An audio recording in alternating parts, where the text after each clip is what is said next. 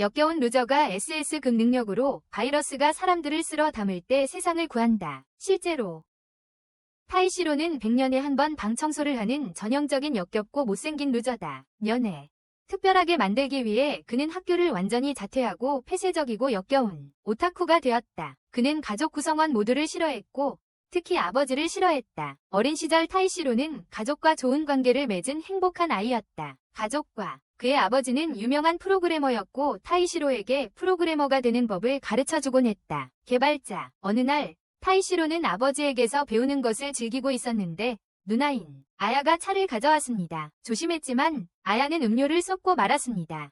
아버지는 몹시 화가 나서 아야를 거칠게 밀쳐버렸습니다.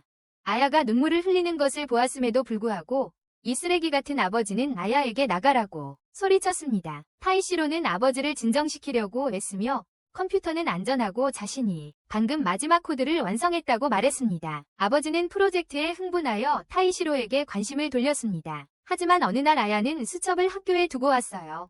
밤 10시가 넘었는데도 쓰레기 같은 아버지는 아야에게 혼자 학교에 돌아가 수첩을 가져오라고 했어요. 길은 잘 밝혀져 있었고 걸어서 5분 거리였어요. 하지만 아야는 돌아오지 않았어요. 나중에 그녀는 판지 상자 안에 고기마리처럼 잘려진 채로 발견되었어요. 그 이후로 타이시로는 끔찍한 히키코모리가 되어 하루 종일 자기 방에서 플래닛이라는 게임만 하고 있어요. 어느 날 게임을 하던 중 몇몇 비행선이 해적들에게 공격을 받아요. 두 아이가 오토바이를 함께 타고 해적들이 풀어놓은 거대한 괴물을 쫓아가요. 그리고 원했어. 오토바이를 몰던 아이는 추격이 너무 길다고 불평하기 시작했지만 총을 잘 쏘는 다른 아이는 계속 가라고 했어. 마침내 그들은 그들이 찾던 큰 목표물인 불타는 붉은 용을 만났어. 그들은 그것을 잡겠다고 결심했지만 한 아이는 그들이 트와일라이트 힐이라는 곳에 가게 될지도 모른다고 경고했어. 그곳은 게임에서 매우 강력한 플레이어들인 아카반의 가문이 모이는 곳이었어. 첫 번째 아이가 포기하고 싶어 했지만 사수는 매우 단호했어. 그들이 저택에 가까워지자 용은 큰 포효를 했다. 대저택 문이 열리고 이시, 즉 타이시로라는 이름의 어린 소년이 나타났습니다. 타이시로였습니다. 그는 공중으로 높이 뛰어올라 검을 소환하여 마치 아무렇지도 않다는 듯 용의 머리를 잘라버렸습니다. 식은 죽 먹기였죠. 그런 다음 용이 가지고 있던 멋진 물건들을 모두 모으기 시작했습니다. 사냥꾼들은 용의 보물을 조금 달라고 했지만 이시인은 단호하게 거절했습니다. 그는 그들이 며칠 동안 쫓던 용을 자신이 방금 죽였다는 것을 상기시키며 그들이 무용하다고 말했습니다. 그리고 그들은 쓸모없다고 말했습니다. 그는 그들에게 따지지 말라고 말하고는 없애버리겠다고 위협했습니다. 가상세계에서는 캐릭터가 쓰러져도 실제로 아프지 않습니다. 현실에서 만날 수는 있지만 게임 통계가 엉망이 될 수 있어요. 오토바이를 탄 아이가 이시이에게 진정하고 검을 내려놓으라고 설득합니다. 이시이는 농담이었다며 함께 보스를 만나서 용을 물리치고 얻은 전리품을 정리하자고 제안합니다. 그들이 물리친 용으로부터 얻은 전리품을 말이죠. 두 플레이어가 저택으로 들어서자 큰 놀라움을 맞이합니다. 어둡고 지하 감옥 같은 곳일 거라고 생각했는데 사실은 아늑한 가정집이었습니다. 그들은 아카반의 가족의 엄마 역할을 하는 메이를 만납니다. 메이는 부엌에서 요리를 하고 있으며 그들에게 차를 대접하며 손님처럼 대해줍니다. 손님처럼요. 그때 이시이의 게임 속 형이 나타납니다. 이름은 A. A가 6개나 이어져 있지만 그냥 A라고 부릅니다. 캐릭터 이름을 지을 때 키보드에 잠깐 잠든 것 같습니다. 정말 친절해서 점심같이 먹자고까지 합니다. 메이는 회복 마법을 사용해서 게임 캐릭터들의 상태를 좋게 만들고 완전히 회복시킵니다. 니다. 두 플레이어는 무슨 일이 일어나는지 믿을 수 없습니다. 시로가 등장하자 두 사람은 불안하게 서 있습니다. 그는 아카반의 가족의 큰 리더이자 아버지 같은 인물입니다. 거대한 근육질의 체격으로 두 플레이어를 아주 작게 느끼게 합니다. 이시이는 시로에게 붉은 용과 전리품 분배 불화에 대한 모든 것을 설명합니다. 시로에게. 놀랍게도 시로는 이시이에게 다른 플레이어들에게 전리품을 돌려주라고 말합니다. 그는 고레벨 플레이어들이 모든 것을 독차지하면 게임에 문제가 생긴다고 말합니다. 자기들만 가지면 말이죠. 이시이는 동의하고 그날 저녁 플레이어들은 시로에게 진심으로 감사를 표합니다. 마음속 깊이서 시로는 메이에게 가장 가까운 도시로 순간이동시켜 달라고 부탁하고 메이는 기꺼이 도와줍니다. 저택으로 돌아온 이시이는 전리품을 잃은 것에 대해 약간 우울해하지만 시로는 그를 격려합니다. 그는 한 방에 용을 쓰러뜨린 걸 보면 얼마나 성장했는지 보여준다고 지적합니다. 많이 컸다고요. 이시인은 얼굴이 빨개지며 칭찬을 듣고도 무표정을 유지하지 못하는 그를 장난스럽게 놀립니다. 칭찬받고도 진지한 표정을 짓지 못하는 그를 놀렸습니다. 메이가 큰 그릇에 음식을 담아오더니 저녁 식사 준비를 부탁합니다. 그들은 그렇게 합니다. 식사를 즐기는 동안 샹들리에 불빛이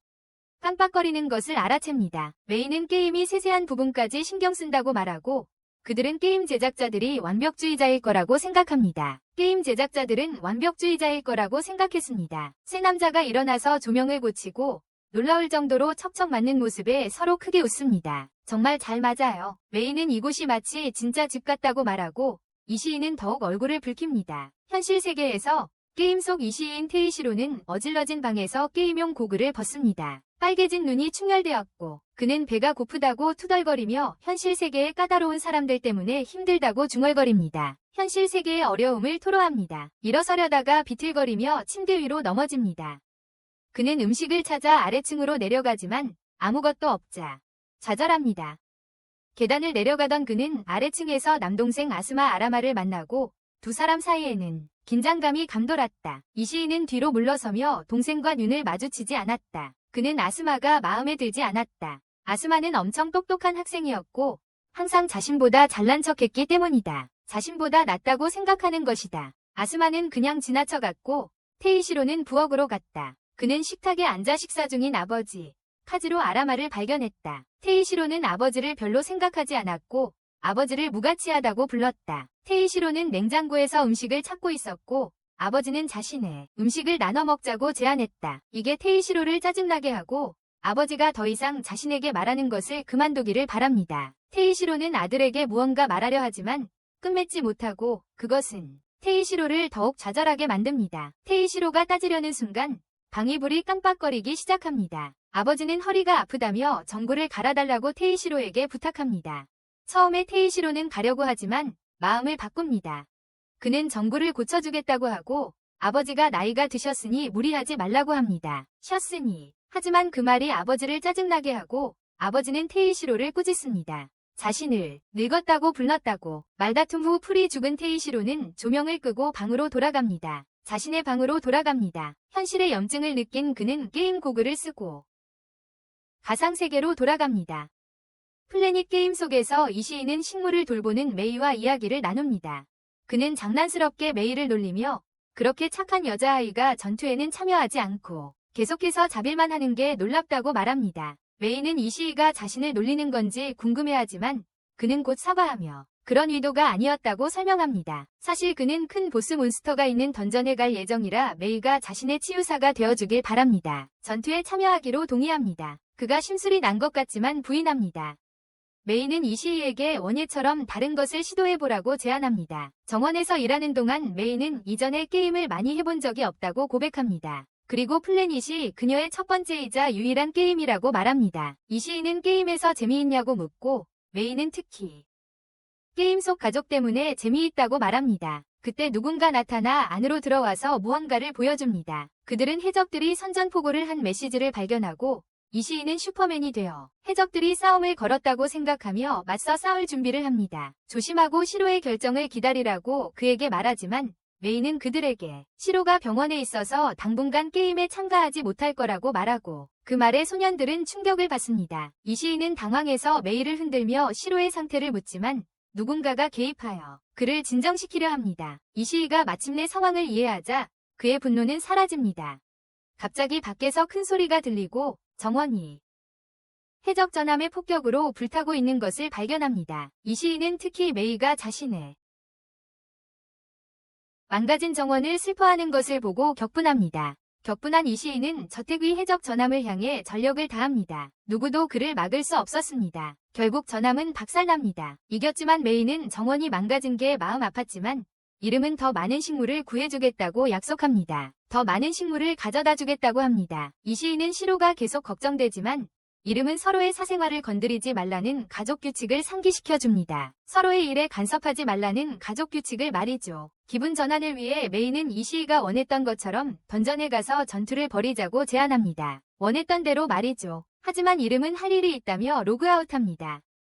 현실 세계에서 테이시로는 문을 두드리는 소리를 듣고 게임용 고글을 벗습니다. 고글을 아스마는 아버지가 병원에 입원해 있다고 말하고 테이시로는 놀라면서 걱정합니다. 테이시로는 처음에는 아버지의 상태를 신경 쓰고 싶어 하지 않지만 결국에는 슬픈 표정으로 알겠다고 합니다. 아스마는 병원에 있는 아버지를 방문하지만 시험 때문에 떠나야 합니다. 아스마는 아버지에게 현재 상황을 이야기하지만 아버지는 신문에 더 관심이 있는 듯 보이고 별로 신경 쓰지 않는 것 같습니다.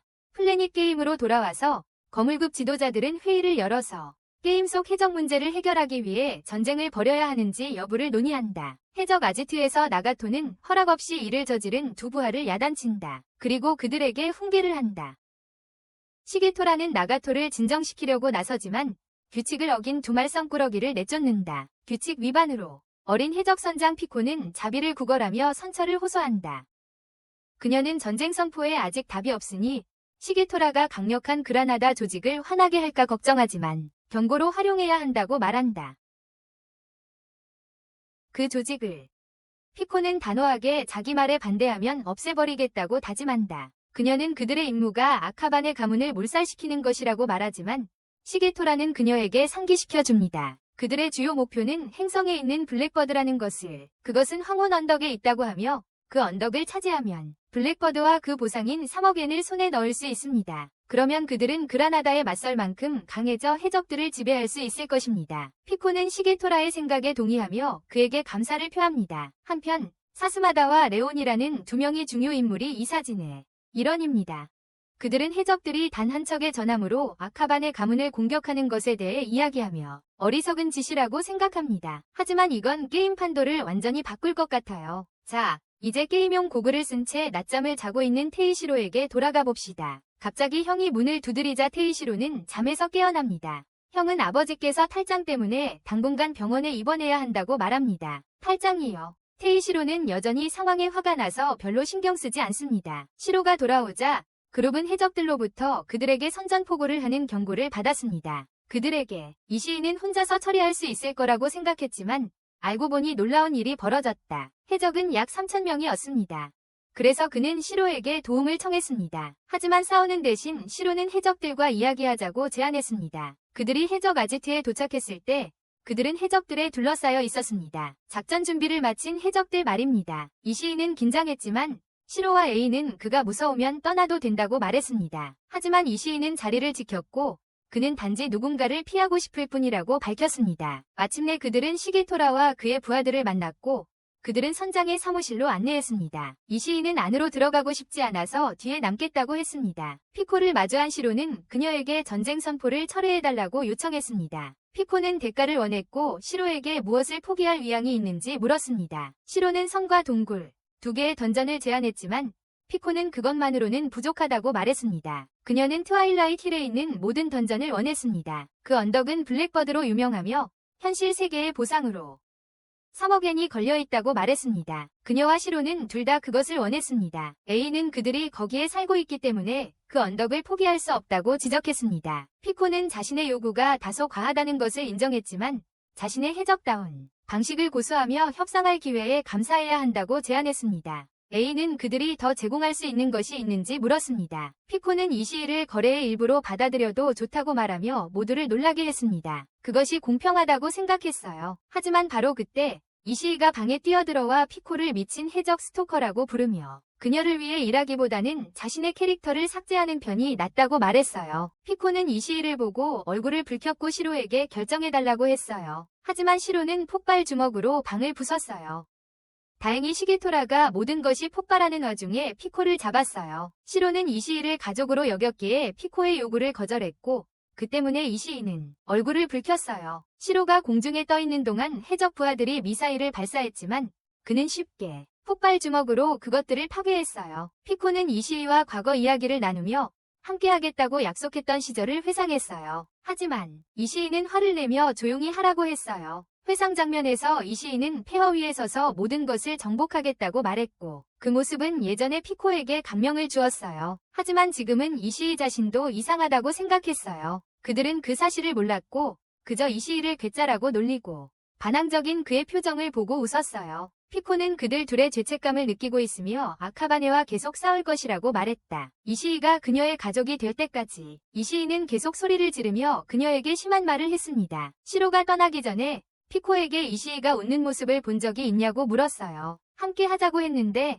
그녀는 거절했어요. 시로는 이시이가 매일 그들과 함께 미소 짓는다고 말하며 그녀를 놀라게 했습니다. 그런 다음 시로는 전쟁 준비에 대해 이야기하며 피코에게 싸우고 싶다면 3,000명의 군대를 보내라고 말했습니다. 싸우고 싶다면 말이죠. 시로가 떠나자 피코는 슬펐지만 그것에 굴하지 않았습니다. 그녀는 시게토라에게 사과했고 그들은 아카바네가와 싸우러 갔습니다. 저택으로 돌아온 그들은 더 많은 전쟁 경고를 받았습니다. 시로는 언덕 위에 큰 장벽을 만드는 것을 제안했습니다. 메이가 그렇게 거대한 장벽을 만들 수 있냐고 물었어요. A는 몇 가지 아이템을 사용하면 더 좋을 거라고 말했어요. A와 이시이는 닭 모양의 마법 증폭기를 장벽을 위해 언덕에 설치하려고 숲으로 들어갔어요. A는 한동안 이렇게 놀지 않았다고 말했지만 이시이는 그들은 놀고 있는 게 아니면 진지해야 한다고 말했어요. A는 게임 중이니까 놀고 있는 거라고 말했어요. 이시이는 잠시 멈추고 A에게 그의 사고방식 때문에 그가 그들 중에서 가장 약하다고 말했어요. 그는 그들 가족의 별명인 중독자 패거리에 대해 이야기했는데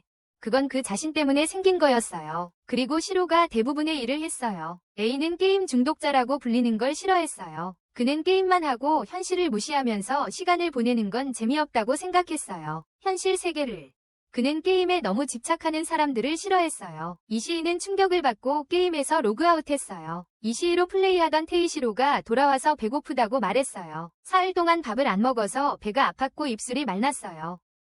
그는 여전히 현실 세계를 싫어했고 숨 막히는 것처럼 느꼈어요. 테이시로는 음식을 찾으려고 부엌에 갔지만 냉장고가 비어 있어서 찾을 수 없었어요. 그때 그의 형 아스마가 들어왔다. 테이시로는 형이 자신을 어떻게 생각할까봐 두려웠다. 배가 울렸는데 테이시로는 그것이 싫었다. 아스마는 그가 배고프고 돈이 없다고 지적하며 이를 구하라고 했다. 테이시로는 아스마가 자신을 내버려 두기를 바랐지만 대신 형은 그가 제일 좋아하는 음식을 해주겠다고 했다. 아스마는 대답을 기다리지 않고 요리하기 시작했다. 아스마는 요리하면서 그들이 좋아하는 음식과 싫어하는 음식에 대해 이야기했다. 테이시로는 대답하려던 참이었는데 아스마는 그에게 앉으라고 했다. 아스마는 먹음직스러운 오므라이스를 만들어 왔고 처음에는 테이시로가 주저했다. 하지만 그는 금세 먹기 시작했어요. 아스마가 자기 요리 못하는 걸 불쌍히 여길까 봐 걱정했고 형이 뭔가를 바라지는 않기를 바랐어요. 테이시로는 음식이 맛있다고 했고 그때 아스마는 그에게 일을 구하거나 밖에 나가라고 말했어요. 아야라는 사람을 만나러 가자고 했어요.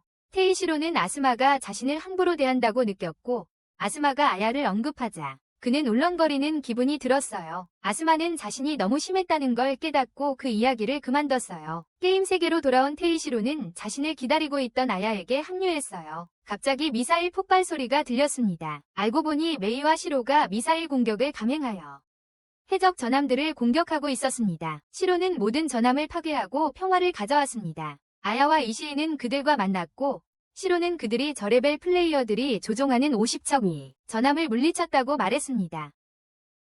아야는 애초에 해적들에게 승산이 없었다고 말했지만 시로는 그라나다의 지원을 받아 추가 전함과 함께 사스마타와 레온이 도왔다고 설명했습니다. 그룹은 그라나다 임원들에게 감사를 표했지만 이시이는 차가운 시선을 보냈습니다. 그라나다도 3억 엔을 원했다고 생각해요. 레오는 그들의 주된 관심사는 아카바네 가문이 안정이라고 했어요. 왜냐하면 그들이 엄청난 전리품을 공급했으니까요. 그들은 마법 증폭기를 사용하여 주변에 장벽을 만드는 계획에 대해 이야기했습니다. 언덕 위 저택이 마음에 들었고 레온도 그 생각에 동의했어요. 그들은 방벽이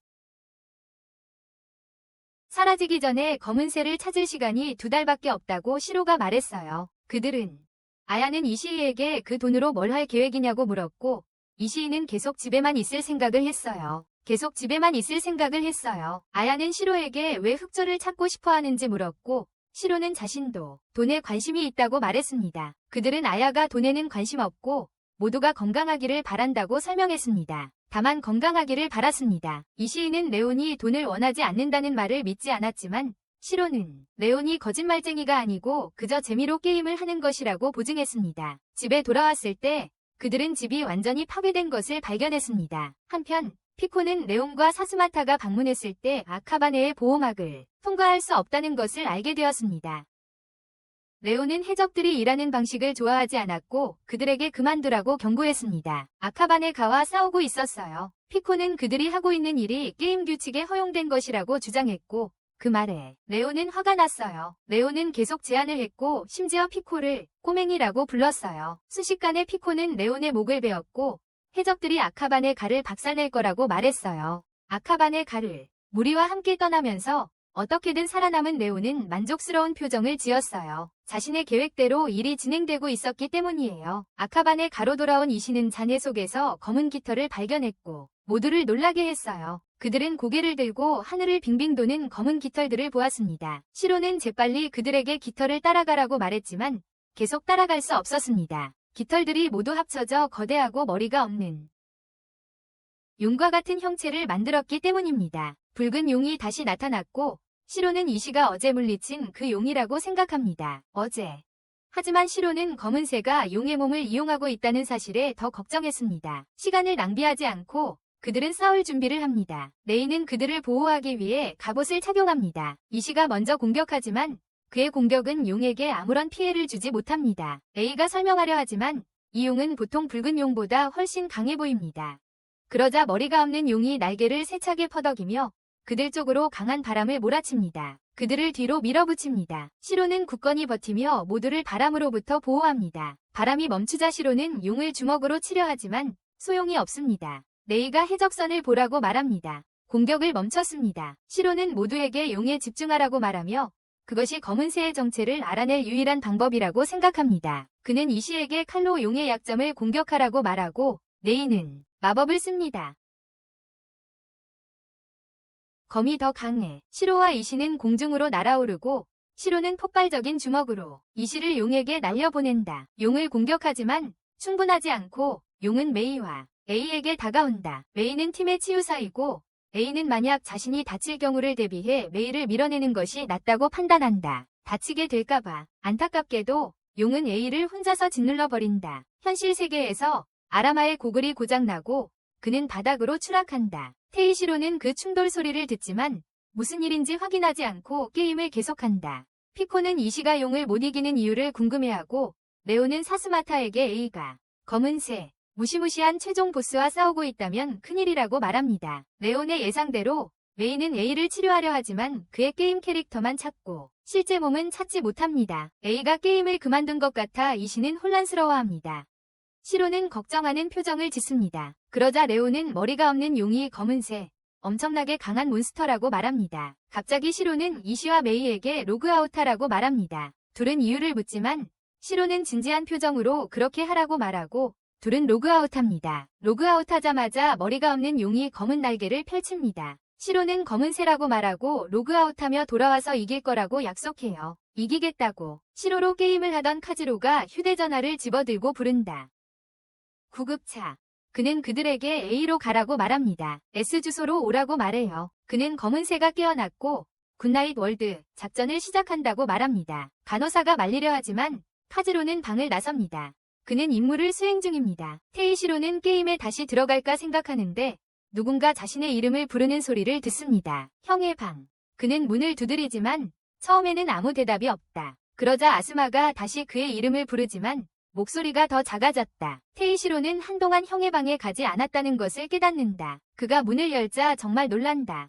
아스마는 거기에 약해 보이는 모습으로 앉아서 테이시로의 주의를 끌려고 했다고 말한다. 그는 왼쪽이 아프다고 말한다. 처음에 테이시로는 농담인가 싶었지만 그러다가 컴퓨터 화면에 있는 A자를 본다. 컴퓨터 화면에 A자. 혼란스러워하는군요. 아스마를 데려가는 구급차가 오고 테이시로는 괜찮을 거라고 위로합니다. 괜찮을 거예요. 그는 병원에서 아스마 곁을 지킵니다. 의사는 아스마의 상태가 안정적이지만 검사가 필요해서 하룻밤 입원해야 한다고 말합니다. 둘만 남았을 때 아스마가 테이시로의 이름을 부르자 테이시로는 감정이 북받쳐 울음을 터뜨립니다. 아스마는 괜찮은 척하려 하지만 테이시로가 그들의 작은 일을 꺼내놓는다. 누나의 상실에 대해 아스마는 그를 걱정하게 해서 미안하다고 말한다. 테이시로의 호기심이 앞서 아스마가 행성 게임을 하는 건지 묻습니다. 게임. 아스마는 처음에 아니라고 말하지만 곧 자신이 사실 그렇지 않다고 변명하듯 방어적으로 말한다. 연주 중. 계정이 있고 로그인까지 하는데도 테이시로는 아스마가 왜 그러는지 알고 싶어하고 아스마는 게임 속 친구가 현실 세계로 돌아오도록 돕고 있다고 인정합니다. 세계로 테이시로는 자신이 게임 속 이시라는 사실을 아스마에게 말하지 않고 아스마가 알아채지 못하길 바랍니다. 알아채지 못하길 바라죠.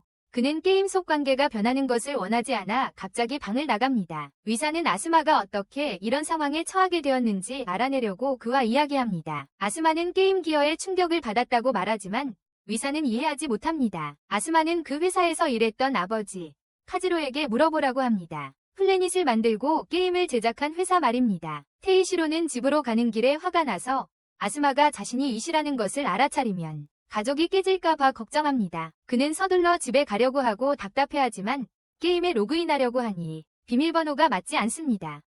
테이시로는 누군가 자신의 게임을 해킹해서 접속을 차단했음을 깨닫습니다. 그는 게임을 다시 해킹하려고 합니다. 어린 시절 기억 속에서 어린 테이시로는 아버지에게 컴퓨터에 대해 가르쳐달라고 부탁합니다. 아버지가 그에게 코딩을 가르쳤습니다. 이제 어른이 된 테이시로는 게임을 해킹했지만 패스코드가 필요합니다. 그는 아버지가 코딩을 가르칠 때 누나가 차를 쏟았던 기억을 떠올립니다. 누나는 미안하다고 하지만 아버지는 화를 내고 누나는 울었습니다. 테이시로는 컴퓨터가 괜찮다고 말하며 아버지를 진정시킵니다. 그의 누나 아야는 엄마와 아스마에게 데려가집니다.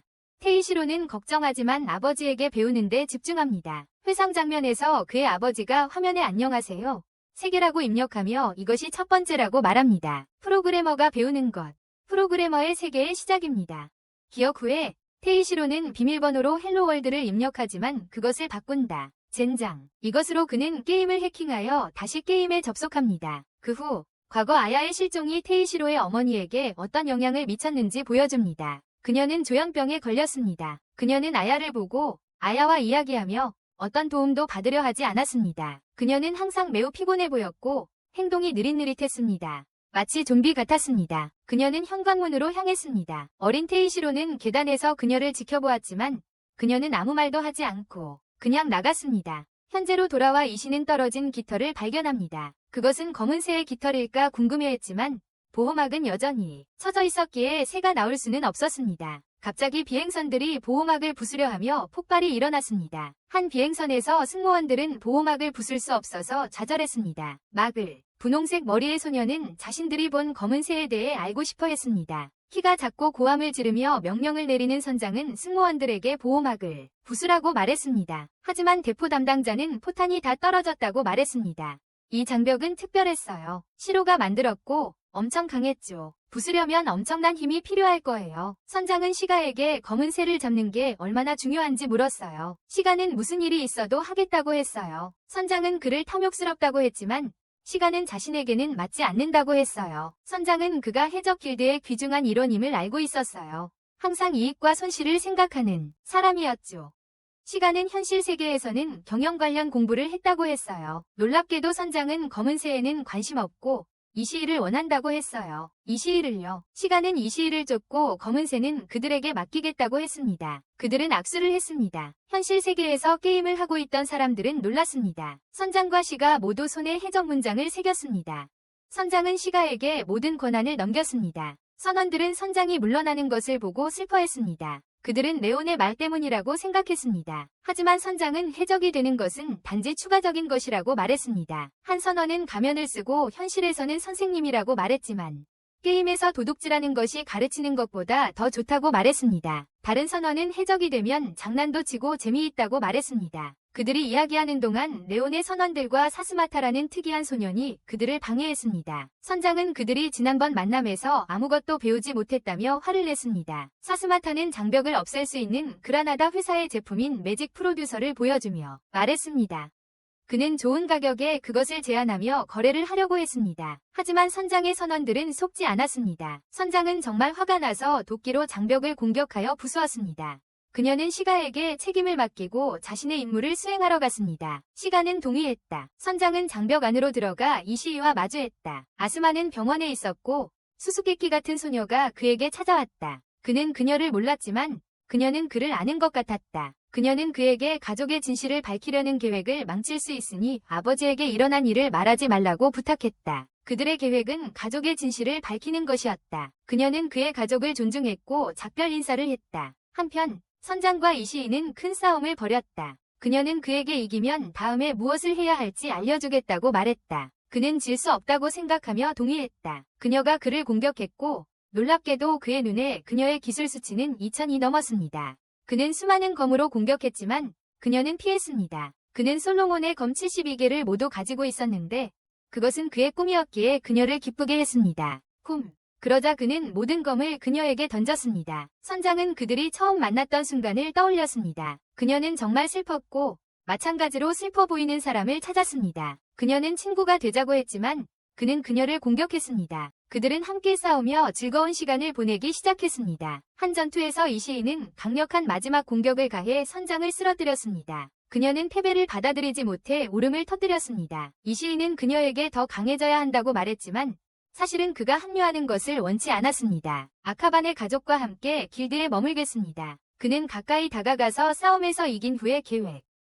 예를 들어 그녀를 파티에 초대하는 것과 같은 계획을 말해주었습니다. 그들은 해적들이 도움이 될 수 있었기 때문에 그 새를 쫓고 있었습니다. 정체불명의 소녀는 본부로 가서 상사에게 다른 플레이어들 사이에 스마가 있다고 말했습니다. 다른 플레이어들에게 스마가 있다고 말했습니다. 이시이와 피코는 그 새를 찾고 있었고 또 다른 깃털을 발견했습니다. 이시이는 필요하다면 혼자서라도 쫓아가겠다고 말했습니다. 선장은 그가 왜 자신과 함께 하길 바라는지 물었습니다. 그는 그녀와 시간을 보내는 것을 좋아했지만 그녀가 현실 세계에서 만나고 싶어 해서 그만두었다고 말했습니다. 현실 세계에서 그녀는 현실 세계가 없으면 게임이 별 의미가 없고 물결표이라고 설명했습니다. 해적이란 현실을 미소 지으며 마주하는 것을 의미했어요. 이시이 씨는 피코 씨에게 아카반의 가족에 합류할 의향이 있는지 물었지만 실수했다는 것을 깨달았습니다. 실수였어요. 여동생하고 헷갈렸어요. 피코는 해적들을 떠날 수 없다고 말했습니다. 그녀는 그가 친구를 사귈 수 있도록 길드를 만들었습니다. 이시이는 이터넷이 해적들에게 반대한다고 말했습니다. 피코는 좋은 리더는 팀이 즐겁게 일할 수 있도록 책임을 지는 사람이라고 말했어요. 그녀는 더 이상 만날 수 없을 거라고 말하며 그가 떠나고 싶은지 물었어요. 이시이의 머릿속에서는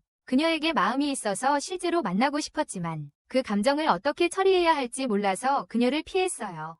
시가가 모두를 배신하고 길드에서 쫓아냈을 때 모두들 크게 놀랐어요. 그는 레온과 함께 있으며 사회에 버려진 자들을 원하지 않는다고 말했어요. 피코를 포함한 모두가 충격을 받았고 시가는 새로운 길드장이 되었어요. 길드장이요. 시가는 2년 전에 3,000명이 넘는 플레이어들과 함께 대규모 게임 그룹을 시작했어요. 하지만 이제 그는 그들의 행성에 문제를 일으키고 있었어요. 그룹 내 일부 비밀 요원들은 반대했고 자신들이 소란을 피우는 자들을 막으려는 영웅이라고 생각했습니다. 그러자 그룹의 한 사람이 시간은 돈 때문에 그러는 것이라고 말했고 그것은 사실이었습니다. 하지만 흰 머리의 다른 남자가 그를 변호하며 그가 그렇게 한 것은 사랑 때문에라고 말했습니다. 지구를 더 나은 곳으로 만들고 싶었어요. 바로 그때 피코가 나타났어요. 그녀는 시가에게 무슨 일을 하고 있는지 물었고 그는 싸울 계획이라고 말했습니다. 아카반의 가문에 맞서서 그는 피코가 이시이를 찾겠다고 마음먹었다는 걸 알았고 그녀는 그의 함정에 빠지고 있었습니다. 시가는 게임을 그만두고 싶다고 말했지만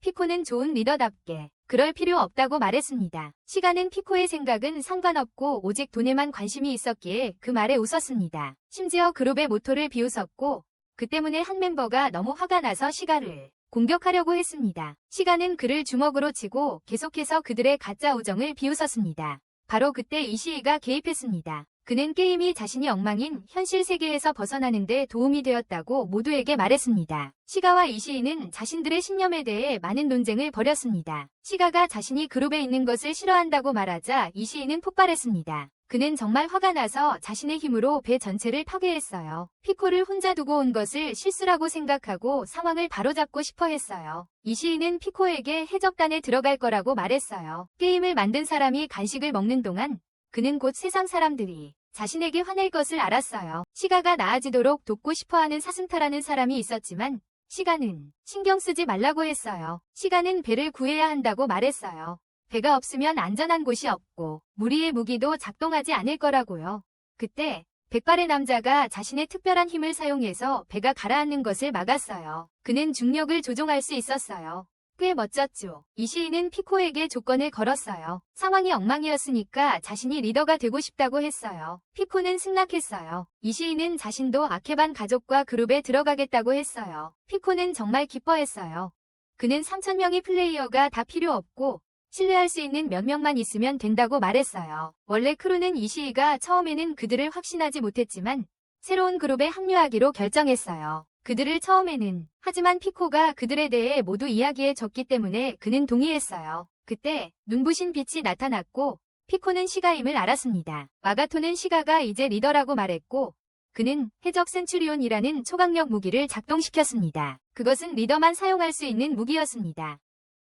마치 3,000명의 해적의 힘이 하나로 합쳐진 것 같았습니다. 이시이는 많은 칼로 시가를 공격하려 했지만 시가는 한 손으로 간단히 막았습니다. 단 한 손으로 말이죠. 시가는 계속해서 그들의 가짜 온라인 친구 관계를 비웃었지만 이시이는 개의치 않았습니다. 신경 쓰지 않았습니다. 그는 그룹을 더 좋게 만들겠다는 결심을 했습니다. 이시이는 다시 시가를 공격했습니다. 한편 게임을 만든 사람은 조수에게 이시이가 왜 여전히 차단되었는데도 게임을 할 수 있는지 물었습니다. 조수는 아마 이시이가 다시 게임에 접속할 방법을 찾아낸 것이라고 생각했습니다. 게임 제작자는 아카반의 가문이 두목이기도 했고 자신도 게임에 다시 접속해야 한다는 것을 알고 있었습니다. 그는 게임에 다시 들어가야 했습니다. 시가가 이시이를 공격했고 이시이는 팔을 잃었습니다. 그는 또 다른 공격을 준비하고 있었습니다. 하지만 이시이는 자신의 능력을 사용하여 시가의 그림자에 검을 꽂아 시가를 막았습니다. 시가는 레온에게 도움을 요청했지만 레온은 시로를 화나게 할까봐 도와주지 않았습니다. 시가는 자신의 특수 기술이 오래 지속되지 않는다는 것을 알고 있었기에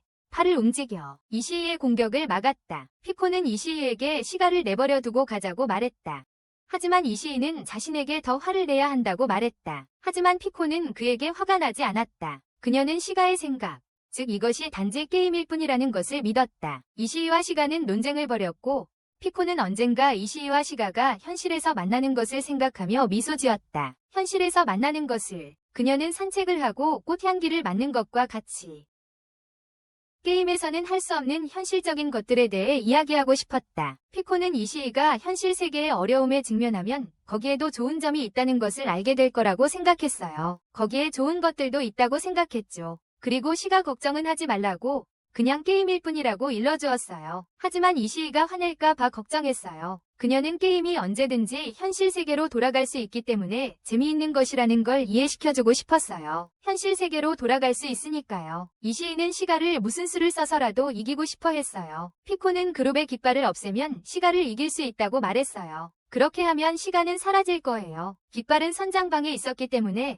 그녀는 거기에 가서 깃발을 찍기로 결심했어요. 슬픈 마음으로 그녀가 걸어가자 이시이는 자신이 그녀를 만날 수 없었다고 말했습니다. 그전에는 게임에 중독되어서 그랬다고요. 그는 현실 세계가 너무 고통스러워서 게임 속에서 살았습니다. 그는 게임 속에서 생을 마감하고 싶어 했습니다. 피코는 몹시 화가 나서 그에게서 도망쳤습니다. 이시이는 그녀가 계속 게임을 하기를 바랐습니다. 피코는 깃발을 내리러 갔고 레오는 그녀를 막으려 했지만 그녀는 쉽게 그를 이겼습니다. 그녀가 오두막에 도착했을 때 시로가 거기에 있었습니다. 히나코가 학교에 갈 준비를 하고 있을 때 엄마인 나이든 여성이 그녀를 멈췄습니다. 그리고 수업시간표를 물었다. 엄마는 방과 후 바로 집에 오라고 하며 히나코의 손을 꽉 잡았다. 점심에 대해 묻는 질문에도 히나코가 대답하지 않자 엄마는 계속 그랬다. 후에 학교 옥상에서 히나코는 혼자 점심을 먹었다. 엄마는 너무 걱정이 많았고 히나코의 삶을 지나치게 통제하려 했고 그 때문에 무서워 보였다. 하지만 히나코는 엄마가 자신에게 그렇게 엄격하기를 원하지 않았다. 다행히 엄마는 플래닛이라는 게임 세계에 들어올 수 없었다. 플래닛에서 히나코는 이시이를 만나 그와 이야기하기를 바랐다. 대학 진학에 대한 설문조사 시간에 히나코는 생각에 잠겼다. 방과 후 친구들이 놀자고 했지만 그녀는 자신이 함께 할 수 없다는 것을 기억했다. 엄마가 전화해서 집에 오라고 했다. 걸어가는 길에 이시이를 떠올리게 하는 고양이를 보았다. 그녀의 전화가 울리자 고양이는 놀라서 도망쳤다. 그녀는 전화를 받지 않고 고양이를 쫓았다. 결국 공원에 도착해서 고양이를 쓰다듬을 수 있었다. 하지만 고양이는 놀라서 도망갔다. 그러다 다시 친구들을 만났고 이번에는 친구들과 어울리는 것을 승낙했다. 정말 즐거운 시간을 보내고 맛있는 크레페를 먹고 한가롭게 산책도 했어요. 그중 한 소녀가 자신만의 비밀 장소를 보여줬는데 경치가 정말 환상적이었대요. 어두워지자 불이 켜지면서 정말 멋있어 보였대요. 마음속으로 이시이 씨에게 세상이 고통스러울 수도 있지만 그를 만날 수 있는 기회가 있었기에 그만한 가치가 있었다고 메시지를 보냈어요. 이나코의 친구들은 자신의 연애 고민을 털어놓았고 이나코는 자신도 그래야 할 것을 알면서도 그들에게 자신의 감정을 표현하는 방법에 대한 좋은 조언을 해주었어요. 역시 집에 돌아오니 엄마가 정말 화가 나 있었어요. 이나코를 흔들면서 부모가 얼마나 걱정하는지 이해하라고 말했어요. 이나코는 지쳐서 엄마에게 자기 자신의 두려움과 걱정 때문에 너무 간섭한다고 말했어요. 자신의 두려움과 걱정 때문이라고요. 엄마는 울기 시작해서 방에 들어갔고 이나코는 진정하기 위해 자기 방으로 갔어요. 진정하려고요. 선장실에서 시로가 이나코의 발을 베었어요. 이나코는 그가 왜 거기에 있는지, 이시이를 데려가려는 건지, 깃발을 훔치려는 건지 물었어요. 깃발을 훔치려는 건지 물었어요. 시로는 그들이 아케반 가족의 영역에 있었고 곧 떠날 거라고 말했어요. 이나코는 이시이가 가족과 어땠는지 알고 싶어 했고 시로는 그가 착한 아이였고 약간 장난기는 있었지만 그들은 그걸 받아들였어요. 그녀는 그들이 실제로 그를 만난 적이 있냐고 물었고 시로는 그들이 단지 온라인 가족일 뿐이라고 말했습니다. 온라인 가족이라고요. 그녀는 가족이 이시이 씨를 괴롭히고 있다고 생각했기 때문에 이해하기 어려워했습니다. 게임에서 자신의 목숨을 끊으려던 사람. 그녀의 목표는 그를 구하는 것이었어요. 게임 속에서뿐만 아니라 현실 세계에서도. 그녀는 그가 행복하길 바랐어요. 그때 시로는 충격적인 사실을 폭로했습니다. 그녀가 블랙버드의 핵심이라고 말이죠. 큰 충격이었습니다. 정말 충격적이었어요.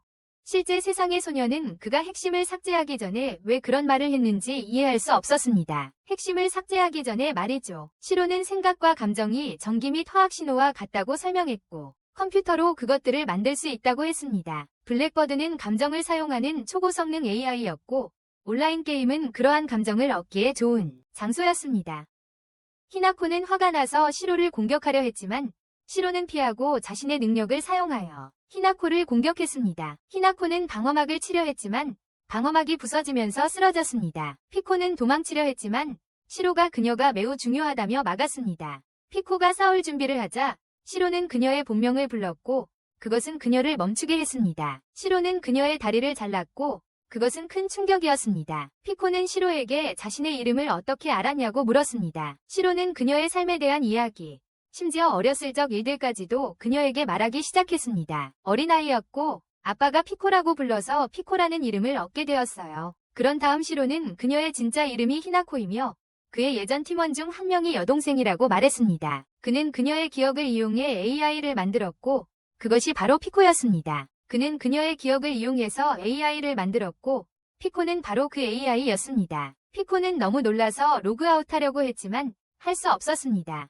알고 보니 그녀는 한 번도 로그아웃한 적이 없었고 그녀가 현실이라고 생각했던 세상 전체는 그저 가짜 장소였습니다. 행성과 비슷하지만 더 복잡한 컴퓨터 기술이 사용된 곳이었죠. 그리고 그녀를 포함한 모든 사람들은 컴퓨터가 만든 존재였습니다. 정말 많은 일이 있었네요. 피코가 다쳐서 바닥에 쓰러져 있었고 시로는 근처에 있었어요. 그 여자아이는 게임 제작자에게 피코가 정말 많이 100% 이상 손상되었다고 삭제할 수 있다고 말했어요. 게임 제작자는 검은 새를 찾느라 오랜 시간을 보냈다고 말했어요. 하지만 피코가 바로 그 검은 새였던 거죠.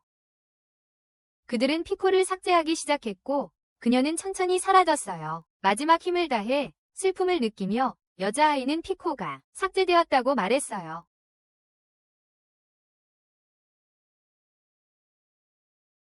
삭제되었대요. 한편 이시는 피코가 돌아오기를 기다리고 있었고 점점 초조해지고 있었어요. 시게토라는 네온과 사스마타가 그를 만났을 때 정말 심술이 났었습니다. 그는 그들과 전혀 이야기하고 싶어 하지 않았습니다. 한편 컴퓨터 게임을 조종하는 방에서 카지로는 캐릭터를 피코라는 이름의 캐릭터를 삭제했고 그녀는 게임 세계에서 사라졌습니다. 이시는 피코의 도움이 필요했기에 그녀가 왜 그렇게 오래 걸리는지 짜증이 났습니다. 너무 오래 걸린다고 생각했습니다. 그러자 길드의 무기를 가져간 시게토라가 웃으며 이시를 공격했습니다.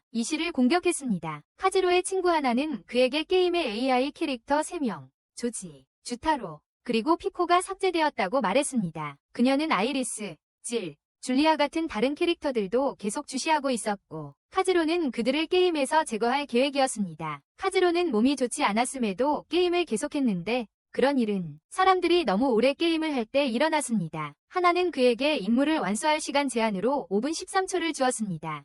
카지로는 할 수 있다고 말했지만 하나는 걱정하며 피코가 사라지기 전 감정을 봤을 때 어떻게 느꼈는지 물었습니다.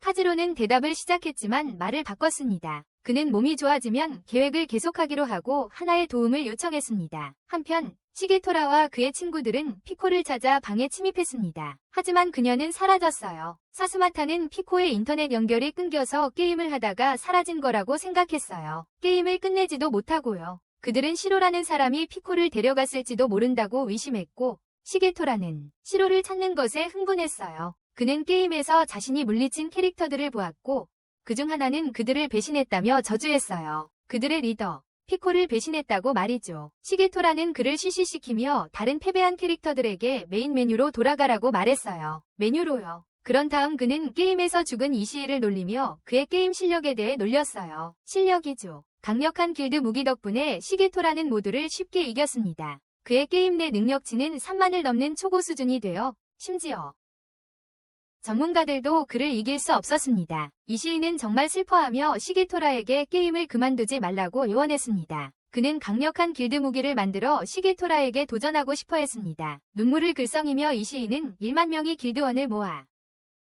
최강의 길드 무기를 만들겠다는 꿈을 이야기하며 게임 속에서 천천히 사라졌습니다. 시게토라는 이시이가 많은 돈을 벌 수 있는 검은 새에 더 신경 쓰는 것이 애처롭다고 생각했습니다. 그게 없었다면 그는 이 모든 수고를 하지 않았을 거야. 그는 곧 게임을 그만둘 계획이었고 레온에게 그의 일을 망치지 말라고 경고했어. 레온은 씩 웃었고 그러자 하늘에서 검은 깃털들이 떨어지기 시작했어. 레온은 시게토라에게 자신과 사스마토가 물결표를 소환할 테니 준비하라고 말했어. 검은 새를 시게토라는 이미 준비가 다 되어 있었어. 회상 장면에서 레온이 처음으로 시게토라에게 우정의 손을 내민 모습이 나왔고 그들은 검은 새를 소환하는 방법을 알고 있다고 밝혔어. 이제 하늘에 어두운 포털이 나타났고 거기서 거대한 발톱이 나타났어. 엄청난 양의 흙이 머리카락처럼 뻗어나와 세 개의 금속 고리와 가면으로 고정되어 있었어. 얼굴 대신 눈에서 검은 액체가 새어나오고 있었습니다.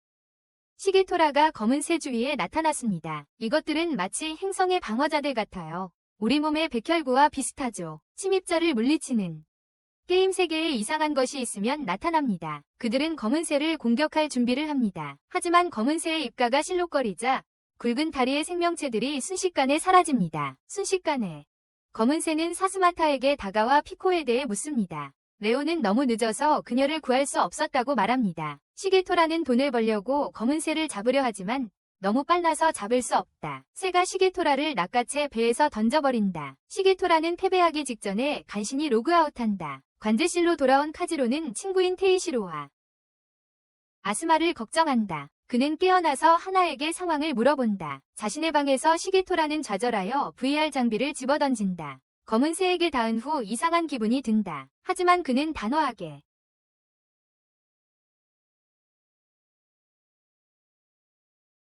카즈로를 쓰러뜨리겠다고 다짐한다. 검은 새가 바로 저기 있어요. 한편 카즈로는 진정하기 위해 물을 마시며 하나에게 검은 새가 초악질 AI라고 말합니다. 생명체이자 정말 나쁜 컴퓨터 바이러스 같아요. 만약 밖으로 나가면 사람들을 악하게 만들고 세상을 해칠 거예요. 벌써 3명이나 목숨을 잃었고 이제 시작일 뿐이에요. 지금 막지 않으면 온라인 세상과 현실 세계 모두 엉망이 될 거예요. 카즈로는 검은 새가 점점 강해지고 은행이나 군대 같은 중요한 곳을 어지럽힐까봐 걱정하고 있습니다. 일어서려고 하지만 너무 힘이 없어 소파에 쓰러집니다. 자신의 아파트에서 시게타라는 검은 새를 보고 비명을 지르지만 새는 사라진다. 너무 피곤해서 착각하는 건가 싶다. 그래서 무시하고 다시 게임을 하려 한다. 바닥에 집어던진 게임 헤드셋이 부러졌다. 그는 휴대폰과 지갑을 챙겨 걸어서 근처 PC방으로 간다.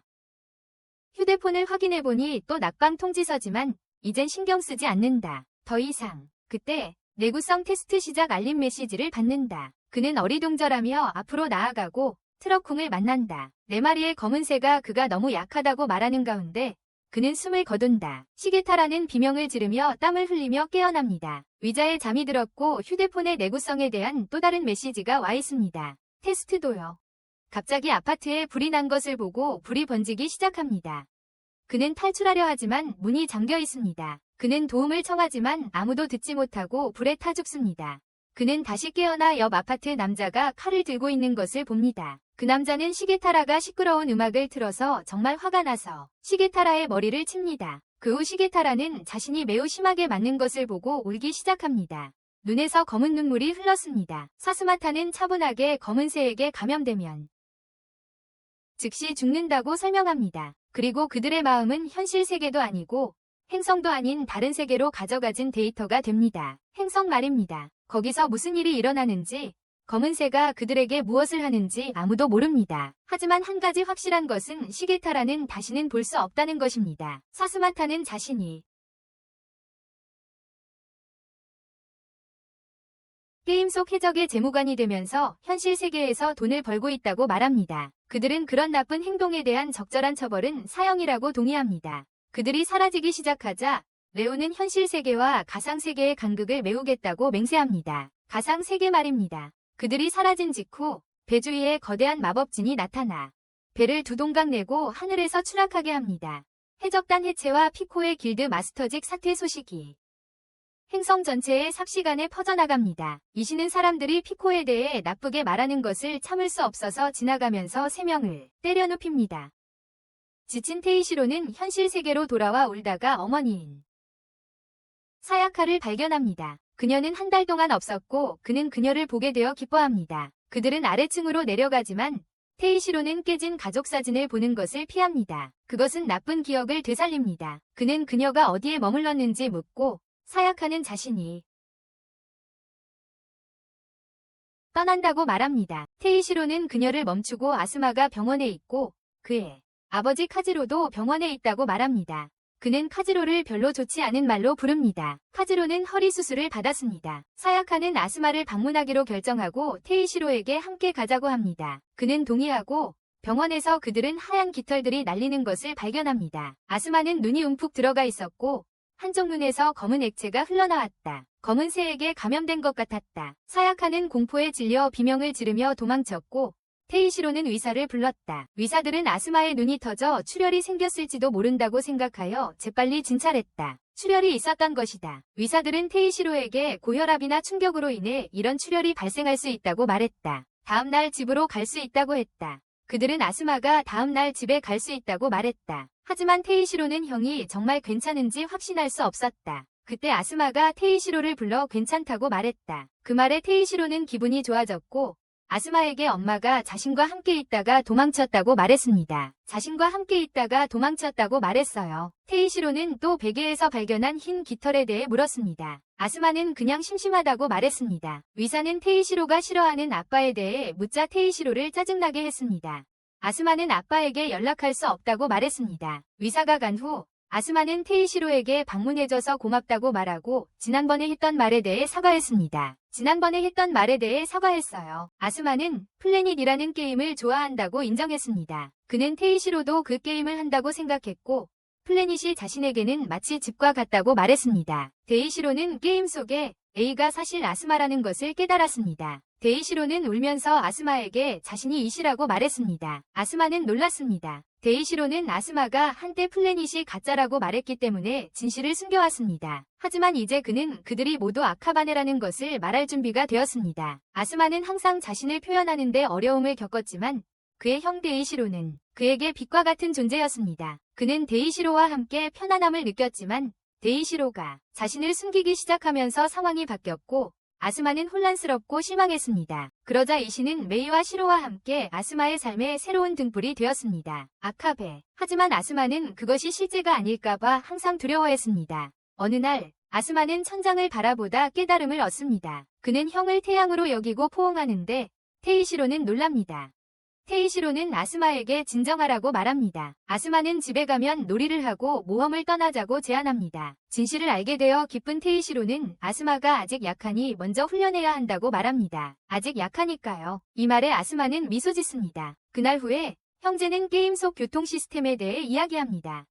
플래닛. 그들은 신규 유저들을 위한 저렴한 택시를 도입할 계획이고 새로운 길드를 만들 생각도 하고 있습니다. 그들의 버스가 거의 도착했고 아스마는 잔돈이 없다는 것을 깨닫습니다. 테이시로는 돈을 받아 버스 요금에 맞는 잔돈을 서둘러 준비합니다. 아스마가 기다리는 동안 하나가 갑자기 그의 옆에 나타나 그들의 택시 길드가 가짜 신입 유저들에게 강탈당해서 망했다고 말합니다. 그녀는 그에게 플래닛에 접속하지 말라고 경고한 뒤 사라집니다. 집으로 돌아와 테이시로는 크로켓을 데우고 아스마는 게임을 할 생각에 들떠 있습니다. 게임을 하려고. 하지만 장비가 고장나서 아직 게임을 할 수 없어요. 테이시로는 아스마에게 식사 전에 옷을 갈아입으라고 부탁합니다. 아스마가 방을 나간 후 테이시로는 동생을 다시 만난 기쁨에 눈물을 흘립니다. 다시 만난 동생에게 아스마는 옷을 갈아입지만 플래닛에 가는 것이 너무나 기다려집니다. 로그인을 시도하지만 오류가 발생합니다. 테이시로를 부르다가 자신을 쳐다보는 검은 새를 봅니다. 깜짝 놀라 밖으로 뛰쳐나가 테이시로를 찾아다닙니다. 내구성 테스트에 대한 문자가 오고 트럭이 아스마를 향해 빠르게 달려옵니다. 한편 테이시로는 장비를 착용한 채 방에서 쓰러져 있는 아스마를 발견합니다. 그는 아스마를 깨우려고 하다가 구급차를 부르려는 순간 하나가 들어온다. 테이시로는 그녀가 누구인지 묻는다. 하나는 자신을 글림 코퍼레이션의 엔지니어라고 소개하며 아버지를 위해 일한다고 말한다. 그들의 아버지를 위해 테이시로는 구급차를 부르려 하지만 하나는 아스마가 이미 죽었기 때문에 필요 없다고 말한다. 아스마는 이미 죽었다고. 그녀는 검은 새가 사람들의 정신을 망칠 수 있는 나쁜 바이러스라고 설명하며 아스마가 감염되었을까봐 걱정한다. 테이시로는 흥분하여 하나를 붙잡고 자신의 형이 죽었다는 것을 믿으려 하지 않는다. 하나는 아버지에게 감염된 사실을 알려야 한다고 설명한다. 사람들의 마음이 새장에 갇히는 거야. 이 새장은 검은 새가 조종하는 가상세계와 같고 그 사람의 몸은 움직이지 않아. 그들은 갇힌 마음을 구할 수 없어. 테이시로는 거의 포기하려 하지만 아스마의 손이 움찔거리자 희망을 가져. 그는 하나에게 아스마가 아직 살아있다고 말해. 하나는 놀라며 붉은 용의 데이터를 통해 간접적으로 감염되었기 때문일지도 모른다고 생각해. 붉은 용의 데이터 때문일지도 몰라. 다른 세계에서 아스마는 추락에서 벗어나 도움을 요청하는데 모든 것이 실제라고 생각하며 하지만 곧 트럭이 그를 해치려 하자 그는 안전을 지키기 위해 사투를 벌입니다. 아스마의 눈에서 검은 것이 흘러나오자 테이시로는 겁에 질립니다. 하나는 검은 새가 그의 뇌에 나쁜 신호를 보내고 있기 때문이라고 말합니다. 테이시로가 동생을 구하고자 하는 간절함을 본 하나는 그에게 자신의 목숨을 아스마를 위해 바칠 준비가 되었는지 묻습니다. 테이시로는 매우 빠르게 그렇다고 대답하고 하나는 놀랍니다. 그녀는 그에게 아버지가 만든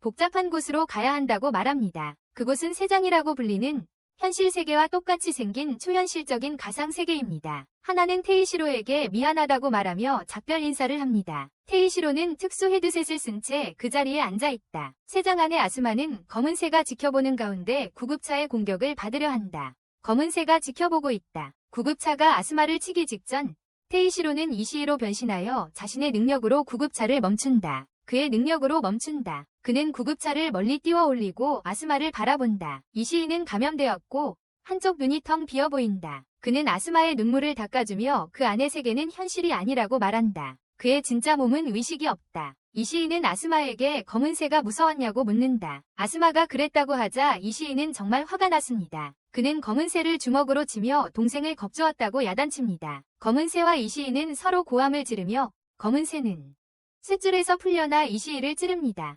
하지만 이시이는 눈에서 피가 나도 포기하지 않습니다. 그는 자신에게 박힌 것을 잡고 무언가를 말하는데 그 말이 검은 새의 몸에 무늬를 만들어 온몸을 뒤덮습니다. 검은 새는 산산조각이 납니다. 그러자 이시이는 또 다른 검은 새를 보고 그것이 진짜임을 압니다. 그는 그것을 치려고 하지만 팔이 폭발합니다. 검은 새가 그의 팔을 뒤덮고 이시이의 몸에 가면이 나타납니다. 이시이는 헬로월드라는 기술을 사용하여 검은 새와 새장 사이의 연결을 끊습니다. 검은 새와 새장의 연결을 끊습니다. 그가 외치자 모든 것이 눈부시게 밝아집니다. 구름이 갈라지고 햇살이 이시이에게 비춥니다. 그는 검은 새를 덮어쓴 채 의식을 잃고 쓰러집니다. 이시이는 검은 새가 깨어나기 전에 아스마에게 떠나라고 말합니다. 아스마의 몸이 빛나기 시작하며 빛으로 변합니다. 그는 현실 세계로 돌아가려 하지만 이시이가 함께 올 수 없다는 것을 알고 이시이의 손을 잡고 함께 가자고 부탁합니다. 이시이는 자신이 그럴 수 없다는 것을 알고 형을 위해 눈물 흘리는 아스마에게 슬픈 작별 인사를 합니다. 형을 위해서요. 아스마는 눈가에 눈물을 맺은 채 깨어납니다. 배경에서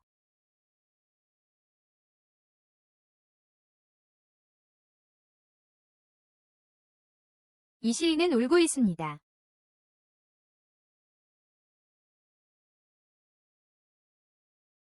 아스마는 테이시로에게 너무나 생생한 꿈을 꾸었다고 말합니다. 다시는 테이시로를 볼 수 없을 거라고 생각했는데 꿈이라서 다행이라고 말합니다. 테이시로는 이시이가 다쳤는지 묻고 이시이는 모가레로 감각이 없다고 말합니다. 모가레로요. 하나는 그의 몸과 뇌의 연결이 끊어졌기 때문이라고 설명합니다. 시간이 좀 걸려서 좋아질 거예요. 이시이 씨는 하나를 알아보고 테이시로는 정식으로 아버지의 동료라고 소개합니다. 그리고 이스마의 목숨을 구해준 사람이라고도 말합니다. 이스마는 자신을 발견한 이시이 씨가 자신을 구했다고 주장합니다. 테이시로가 세장으로 들어가기 전에 하나는 그에게 AI들이 자신들을 인간이라고 믿는 또 다른 세계에 대해 말했습니다. 그래서 하나는 AI를 만들었습니다. 이시이 씨의 기억과 성격을 그대로 복제한 이시이 씨의 AI 버전을요. 이 다른 이시이 씨가 이스마를 구하고 사라졌습니다. 왜냐하면 AI가 그것들이 진짜가 아니라는 걸 알아차립니다. 그들은 떠나기로 합니다. 하나는 형제들을 집으로 데려다주고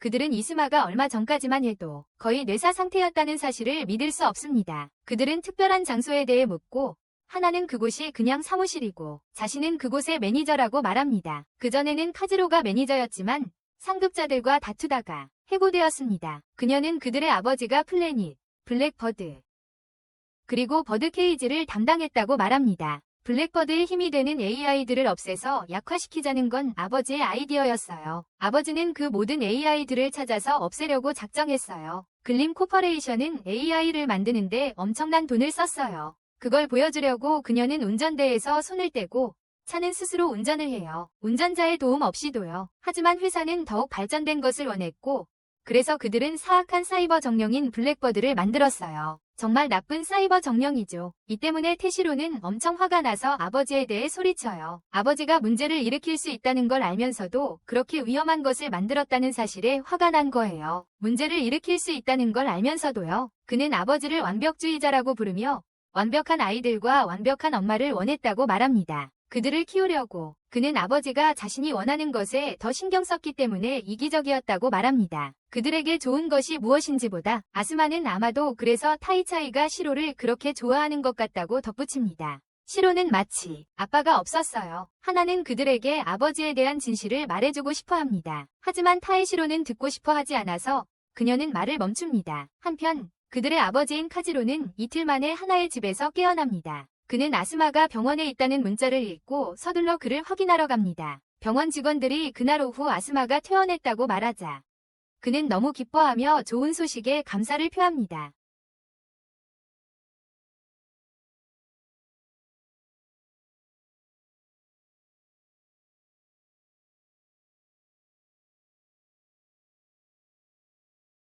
타에시로는 놀라서 무언가 묻려하다가 마음을 바꿉니다.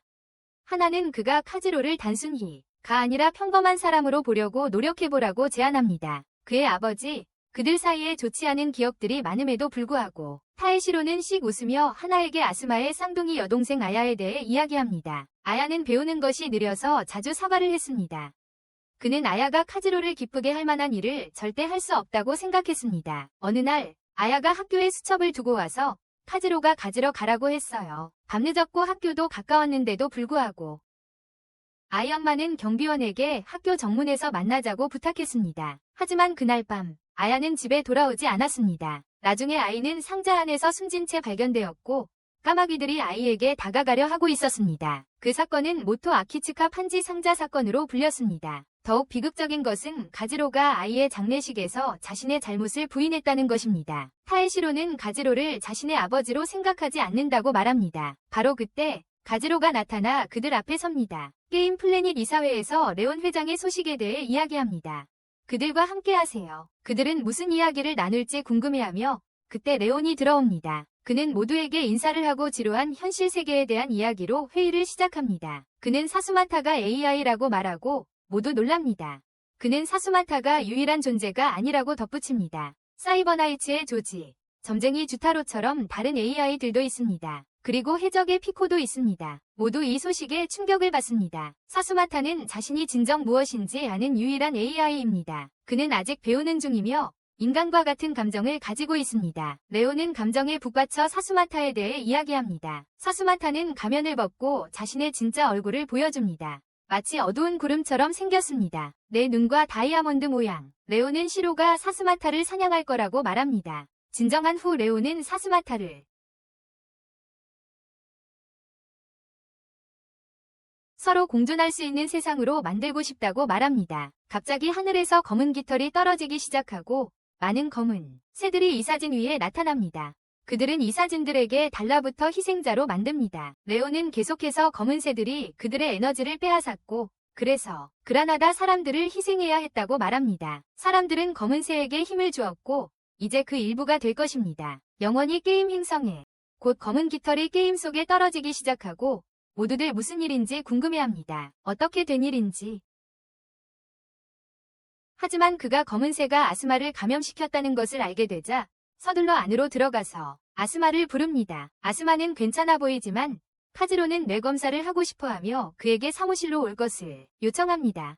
타이시로는 이번에는 그가 원하는 대로 하지 못하게 합니다. 그는 카지로에게 심한 말을 하고 카지로가 대머리를 가리기 위해 착용하는 머리 장식을 낚아챕니다. 대머리 부분을 가리는 테시로는 아스마를 다치게 할 뻔한 형편없는 물건을 만든 아버지를 향해 소리를 지르고 과거에 일어났던 일을 암시한다. 카지로는 무심하게 테시로에게 아야에게 일어났던 일은 잊으라고 말한다. 테시로는 아버지의 말을 믿을 수 없어 주먹을 날리려 한다. 하지만 아스마가 먼저 주먹을 날린다. 아스마는 곧바로 사과하며 테시로를 막기 위해 그랬다고 설명한다. 그는 카지로를 일으켜 세우고 과거에 일어났던 일을 잊을 수 없다고 그 일이 여전히 자신들에게 영향을 미치고 있다고 말한다. 테시로는 모든 것을 끝내고 어머니처럼 도망치기로 결심한다. 그는 아스마에게 작별 인사를 하고 한밤중에 도망치기 시작한다. 계획 없이 카지로는 그가 도망치는 것을 막기 위해 그를 뒤쫓습니다. 아스마는 아버지에게 방금 수술을 받았으니 멈추라고 소리칩니다. 카지로가 넘어져 두 다리가 잘리는 끔찍한 사고로 추격은 끝납니다. 잘립니다. 타이시로는 달리기를 멈추고 피투성이 표식을 단 이상한 다람쥐 같은 괴물을 보고 충격을 받습니다. 피투성이 표식. 현실 세계에서는 검은 깃털이 떨어지기 시작하고 괴물들이 나타나 사람들을 공격합니다. 사람들. 현실 세계와 게임 세계가 뒤섞이면서 기술이 작동하지 않습니다. 카지로 아라마가 타이시로를 쫓다가 이상한 일이 벌어집니다. 그의 다리가 바람을 조종하는 7레벨 마법 짐승 카메타치에게 잘려나갑니다. 피를 흘리면서 그는 세상의 모든 문제에 대해 인간을 비난하기 시작합니다. 인간을 돕기 위해 AI가 노력할 필요가 없었다고 생각합니다. 그러다가 자신이 카메타치와 마주하고 있다는 것을 깨닫고 그것이 큰일임을 알게 됩니다. 이 생물을 강력합니다. 카무로와 아스마가 카지로에게 달려가고 타이시로는 그 광경에 놀랍니다. 카메타치가 낫으로 타이시로를 공격하려 하지만 털뭉치가 나옵니다. 어디선가 나타나 눈에 먼지가 들어가자 낫을 떨어뜨립니다. 아스마는 낫을 집어들고 카메타치의 목을 잡고 타이시로에게 아버지가 괜찮으신지 묻습니다. 아스마가 다른 행동을 하기 전에 카메타치는 낫을 들고 도망칩니다. 낫을 가지고 키무로는 아버지가 과다출혈하고 있다고 아스마에게 말하고 아스마는 아버지를 업습니다. 등에 업고 키무로는 아버지의 다리를 들어 올립니다. 타이시로는 어떻게 7레벨 짐승이 그들의 세계로 들어왔는지 묻습니다. 하지만 아버지는 그들의 프로그램이 변경되었다고 말합니다. 타이시로가 화가 나서 설명을 요구합니다. 하지만 카지로는 키무로에게 특별한 단어를 말하라고 합니다. 그러자 키무로는 빛나고 다리가 다시 생깁니다. 충격적입니다. 카지로는 그들이 모두 감염되어 가상현실 실험에 갇혔다고 설명합니다. 실험 말입니다. 이제 모두 집에 돌아와서 무슨 일이 일어났는지 이해하려 하고 생각하고 있어요. 다음에 무엇을 할지에 대해서 그들은 TV를 켜고 게임 행성이 엉망이 되었다는 것을 알게 됩니다. 이상한 생물들이 곳곳에서 사람들을 공격하고 있습니다. 키무로는 그들이 모두 게임 속에 있다는 것을 알아차리지만 마치 모두 함께 꾸는 꿈과 같습니다. 공유하고 그 어떤 것도 진짜가 아니에요. 블랙버드가 인터넷 전체를 장악했습니다. 테이시로는 게임 속 행성의 문제에 대해 아버지를 탓하며 슬퍼합니다. 카지로는 그것이 고의가 아니었고 사업 프로젝트였다고 설명하기 시작합니다. 그리고 일이 이렇게 된 것에 대해 정말 미안해합니다. 키무로는 그가 슬퍼하는 것을 보고 싶지 않아서 다가갑니다. 역의 북쪽으로 갑니다.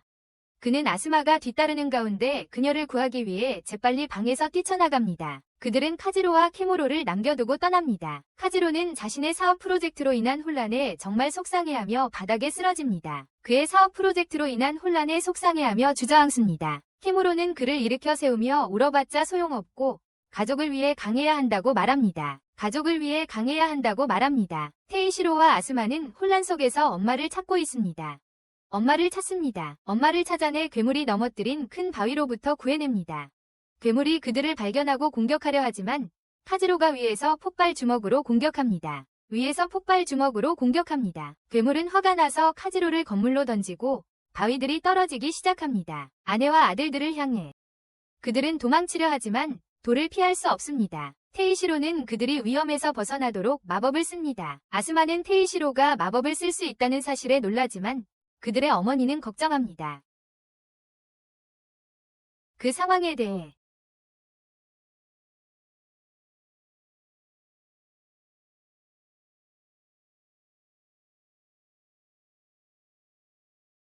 걱정하며 남편에게 해결해달라고 부탁합니다. 하지만 카즈로는 그들이 직접 검은 상자를 찾아 삭제해야 할 것이라고 말합니다. 그의 아내 미야기는 함께라면 할 수 있다고 확신합니다. 미야기는 정말 무서워서 없는 것을 보게 됩니다. 마치 그들의 딸 아리아처럼. 카즈로는 화가 나서 그녀를 흔들어 멈추게 하려고 한다. 그는 오래전에 그들의 딸이 살해당했다고 말하며 그녀를 너무 세게 붙잡고 있다. 꽉 잡고 있다. 아스마는 그에게 그녀를 다치게 하고 있으니 그만하라고 말하지만 카즈로는 듣지 않는다. 갑자기 카즈로는 등에 통증을 느끼고 테이시로가 칼로 자신을 찔렀다는 것을 깨닫는다. 칼로. 그는 테이시로를 치고 테이시로는 바닥에 쓰러진다. 카즈로는 미안하다고 말하지만 테이시로는 화가 나서 그들을 떠난다. 아스마는 떠나기를 거부하고 그들에게 함께 있어야 하고 행복해야 한다고 말한다. 그들이 원했던 것이기 때문이다. 가상현실 속에서 그들은 항상 바라던 대로 행복했습니다. 테이시로는 자신의 감정과 힘든 시간들, 그리고 왜 다른 행성으로 도망치게 되었는지 이야기하기 시작합니다. 하지만 그가 설명하는 동안 검은 영혼이 그를 떠나 다른 사람에게 들어갑니다. 알고 보니 테이시로는 검은 새, 사스마루라는 사람들의 슬픔과 고통을 먹고 사는 AI에게 빙의당했습니다. 그것은 그들의 행성에 혼란을 야기하고 파괴하고 있었습니다. 카즈로는 사스마루를 공격하려 하지만 너무 강력해서 카즈로를 건드리지도 않고 바닥에 쓰러뜨립니다. 그래서 카즈로는 카무로에게 싸우지 말라고 합니다.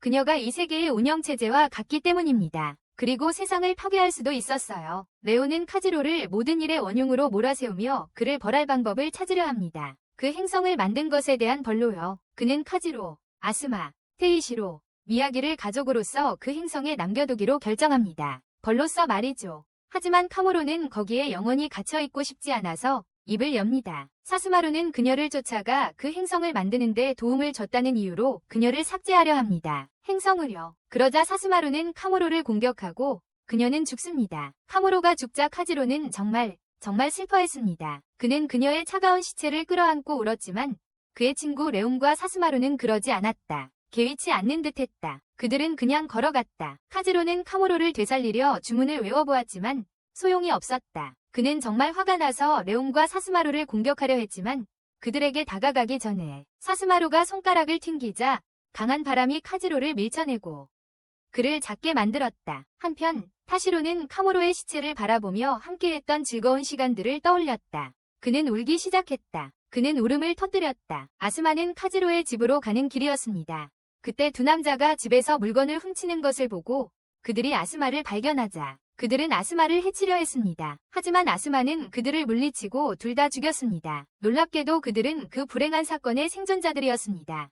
그 일이요. 아스마는 카즈로의 집에 가서 초인종을 눌렀습니다. 그는 카즈로에게 미야기와 타시로가 대피소로 간다고 말했지만 자신은 카즈로와 함께 있겠다고 했습니다. 카즈로는 아스마에게 가족의 안전을 위해 함께 떠나라고 말했습니다. 아스마는 카즈로에게 레온과 사스마루와 싸우면서 왜 남으려고 하는지 물었다. 그는 카즈로에게 집에 숨어 있어 봤자 소용없다고 말했다. 카즈로는 마침내 아스마를 집 안으로 들였지만 미야기에게는 그리고 타시로에게는 자신이 보게 될 것을 말하지 않겠다고 약속하게 했다. 아스마는 의자에 앉아있는 카무라가 살아있는 것을 보고 충격을 받았다. 그는 카즈로가 미쳤다고 생각했지만 카즈로는 카무라가 특수 프로그램에 의해 움직이고 있으며 다시는 제정신을 차릴 수 없다고 설명했다. 그는 아스마에게 카무라를 묻는 것을 도와달라고 부탁했다. 그들은 카무라를 뒷마당에 묻고 앉아 이야기를 나누었다. 카즈로는 아스마에게 카무라의 데이터가 삭제되었고 그래서 그녀가 죽었다고 말했습니다. 아스마는 기분이 가라앉아서 아버지 카즈로에게 많은 사람들이 자신을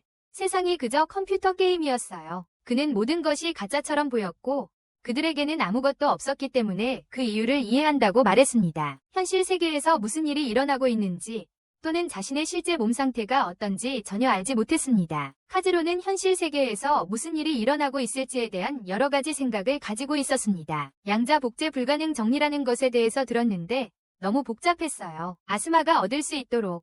아스마는 자신이 살아있는 한 그런 것들은 신경 쓰지 않는다고 말했습니다. 하지만 카즈로는 화가 나서 그에게 더 이상 부정적으로 생각하지 말라고, 그리고 그들이 이 가상세계에서 벗어날 방법을 찾을 거예요. 아스마는 아버지께 자신이 카즈로나 테이시로처럼 완벽주의자는 아니라고 말씀드렸습니다. 너무 나쁘지만 않다면 좋은 점을 보았습니다. 최악의 상황은 지났다고 생각해서 다음에 무슨 일이 일어날지 너무 걱정하지 않았습니다. 1위. 카즈로는 아스마의 말에 혼란스러워했습니다. 아스마를 자기네 집에 재워주겠다며 다 같이 가자고 했어요. 다음 날 미야기와 티카에로가 떠나기 전에 선물을 주려고 보호소에 갔어요. 카즈로가 이 가상세계에 대한 모든 것을 계획했을지도 모른다고 의심했기 때문입니다. 아스마는 테이시로를 만나지 않기로 동의하고 카즈로에게서 특별한 선물을 받았습니다. 설명서. 다음 날 아스마는 카즈로의 집을 떠나 이틀 후에 돌아오겠다고 말했습니다. 하지만 아스마가 떠나자마자 카즈로는 대피소로 가서 미야기와 테이시로의 아파트로 갔습니다. 그는 어머니를 만났고 어머니는 아버지가 왜 함께 오지 않았는지 물었습니다. 아스마는 아버지가 집에 잘 있다고 어머니에게 말했지만 어머니는 여전히 모두 함께 있기를 원했습니다. 함께. 아스마는 아버지의 선물을 테이시로에게 주었지만 테이시로는 매우 화가 나서 선물을 바닥에 내던졌습니다. 미야기가 그것을 줍고 아스마에게 돌려주었습니다. 그러자 아스마는 카즈로의 전원을 전하려 다시 테이시로에게 건네려 했습니다. 바로 그때 두 명의 남자가 괴물이 없는 곳으로 왔습니다. 초등학교 앞에는 어린 소년이 사람들을 설득하여 그라나다 왕국에 합류하도록 하고 있었습니다. 군중 속 한 여자는 사스마루 왕이 얼마나 훌륭한지 이야기했고 모두 환호하며 칭찬했습니다. 소년은 왕국을 더 크게 만들 방법을 생각하고 있었는데 카즈로가 걸어들어와 마법을 사용하여 군중에게 자신을 무서운 괴물로 보이게 만들었습니다. 모두가 놀라서 도망쳤습니다. 카즈로는 어린 소년에게 사스마루의 행방을 물었고 소년은 모른다고 답했습니다. 카즈로는 소년의 이름을 물었고 소년은 레온이라고 말했습니다. 카즈로는 레온에게 개발자 시절 자신이 얼마나 그를 좋아했는지 하지만 이제는 그를 막아야 한다고 말했습니다. 하지만 레온은 비웃으며 카즈로가 사스마루와 다른 AI들에게 사과해야 한다고 개발자들만 막히는 것이라고 말했습니다. AI는 아니라고. 카즈로는 레온을 공격하려 했지만 사스마루가 레온 뒤에 나타나 카즈로의 공격을 중간에 막았습니다. 그녀는 카즈로의 행동을 되돌렸습니다.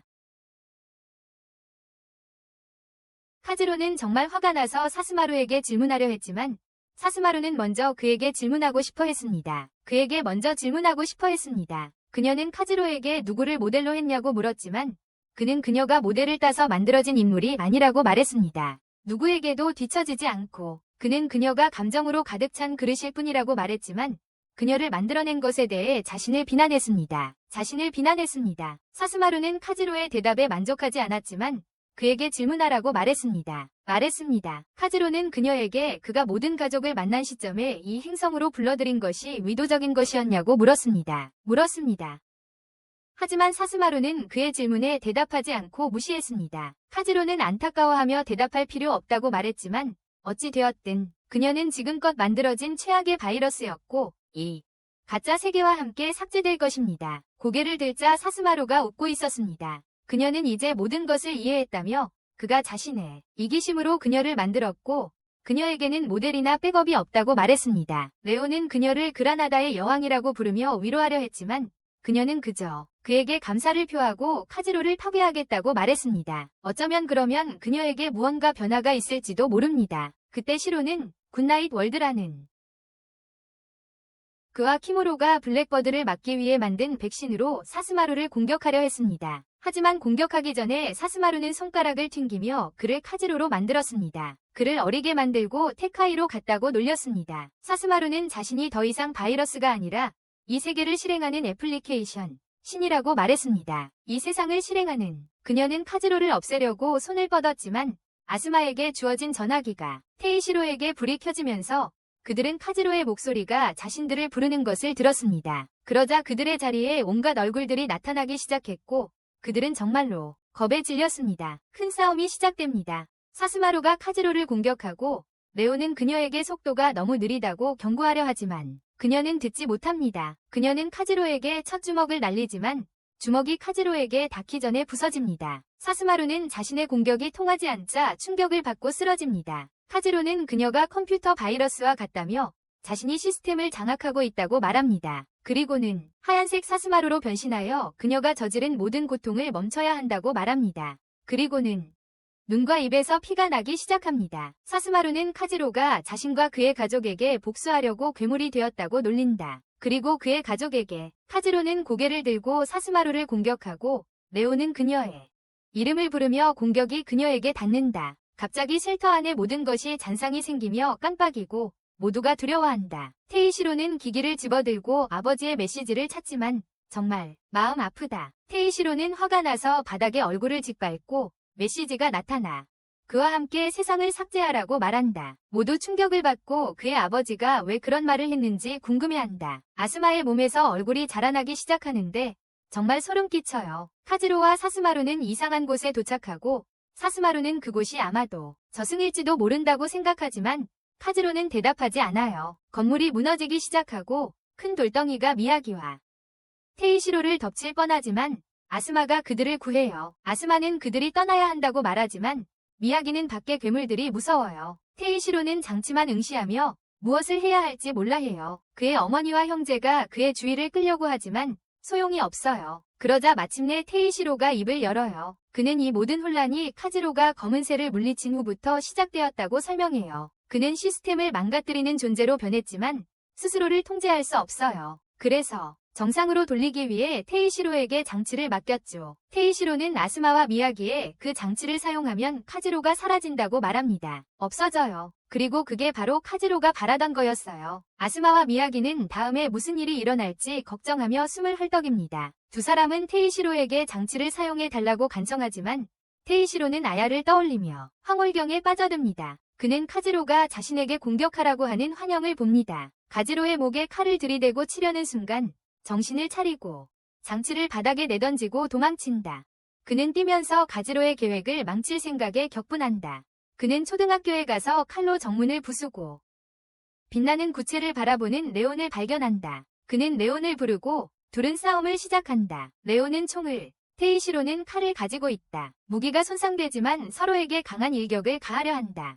한편 사스마루는 여전히 카지로에게 자신의 존재에 대해 묻고 있다. 자신이 무엇이고 왜 자신을 만들었는지 알고 싶어 한다. 카지로는 그녀가 마치 인간 AI 같다고, 블랙버드는 그냥 별명이었다고 말합니다. 사스마루는 울기 시작하며 레온을 사랑하고 그가 자신의 가장 친한 친구라고 말합니다. 그녀는 사스마루라는 이름을 결코 좋아하지 않았습니다. 그는 사스마루에게 자신이 매우 사랑하는 사람을 잃어서 그녀를 만들었다고 말했습니다. 그는 정말 슬퍼서 위험을 신경 쓰지 않았습니다. 그리고 짐작이나 가세요. 그는 아무에게도, 심지어 카무라에게도 왜 그녀를 만들었는지 말하지 않았습니다. 그는 또한 항상 그녀를 위한 이름을 마음속에 가지고 있었지만 그녀는 결코 그 이름에 반응하지 않았다고 했습니다. 불쌍한 레오는 테이시로에게 맞은 후 울기 시작했습니다. 하지만 이시이는 짜증이 나서 그만두라고 했습니다. 그러자 테이시로는 레온에게 카지로와 사스마루가 어디 있는지 물었습니다. 레온은 그 행성이 자신과 사스마루에게 얼마나 중요한지를 이야기하기 시작했습니다. 그곳은 그들이 절친이 된 곳이었습니다. 그는 사스마루의 고난에 대해서도 이야기했습니다. 테이시로는 그런 이야기를 듣고 싶지 않았습니다. 그는 단지 카지로가 어디 있는지 알고 싶었습니다. 레온은 빛나는 구체를 가리켰습니다. 그래서 테이시로는 그곳으로 가서 카지로가 나오라고 소리쳤습니다. 그는 거대한 칼을 잡고 빛나는 구체를 내리쳤습니다. 한편 카지로는 사스마루에게 그녀를 아야라고 불렀던 이유는 그녀가 마치 모든 것 같았기 때문이라고 말했습니다. 그의 뜻입니다. 그때 갑자기 그들 위로 공허가 열렸고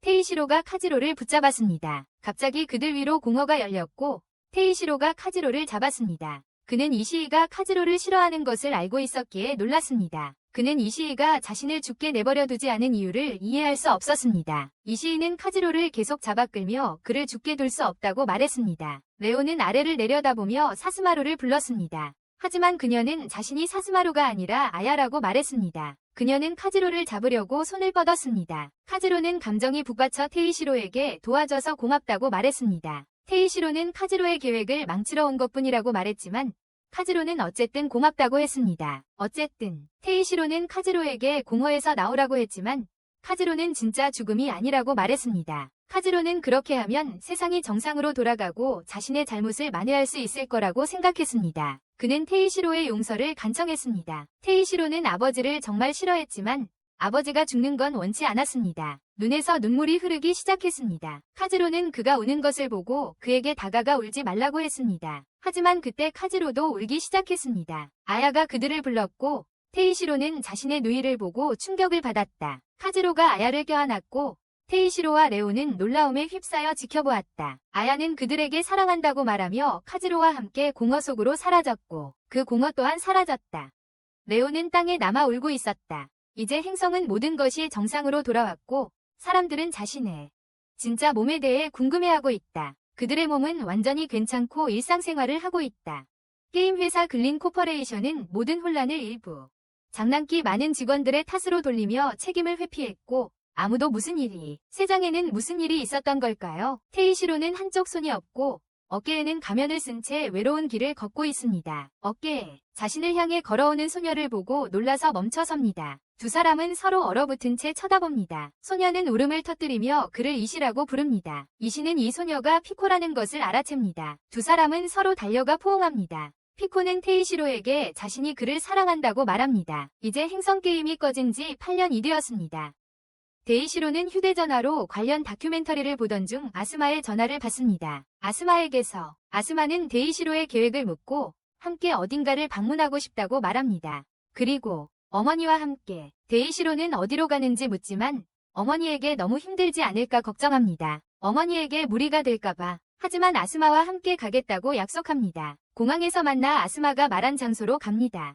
가족 사진을 찍었던 곳이며 테이시로는 전혀 변하지 않은 모습에 놀랍니다. 조금도 변하지 않았습니다. 테이시로는 아버지의 묘비를 만들자고 제안하지만 아스마는 반대합니다. 아버지가 아직 살아계실지도 모른다고 생각해서 테이시로는 대신 집을 짓자고 제안합니다. 아버지 사무실 지점을 함께 두는 집으로 말이죠. 어머니가 거기에 영구적으로 이사할 수 있도록 말입니다. 두 사람은 모두 동의하고 식사하러 갑니다.